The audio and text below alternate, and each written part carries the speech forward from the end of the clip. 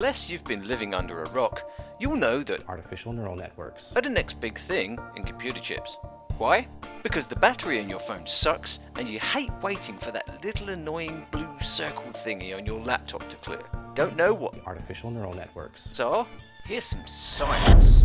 This is John von Neumann. He invented the architecture that enabled the information age, but sadly it's now causing a problem. There's an inbuilt flaw that's pushing technologists towards neural networks. Yes, like the ones in your brain. That problem is right here, the von Neumann bottleneck. To explain it better, let me introduce my friend Bob. We need to find Bob in a crowd. Using von Neumann architecture, Bob's image is stored in the computer chip's memory, but in order to match Bob to his image, the chip has to search through every image stored in a linear manner, asking constantly, "Are you Bob?" in turn until it finds a match. This both uses a lot of power and is time consuming because the processor and memory are separate elements in the chip, and the bridge between them acts like a bottleneck. In a neural network, Bob's image isn't stored in a separate memory element. It's stored on one or more neurons, each with a small amount of processing power and a small amount of memory. So to recall Bob's image, all we need to do is broadcast "Where's Bob?"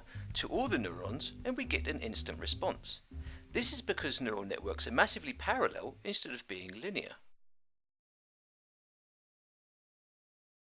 Is a board which has a NeuroMem on it and which can be plugged into the Arduino environment, which is well known by the makers, very easy to use, and together with our trainability. I forgot to mention that, didn't I? Yeah, you don't program this chip, you teach it. The ability to train, I think the makers will be able to do very interesting things, especially in the vision field for robot guidance and UAV as well, or others.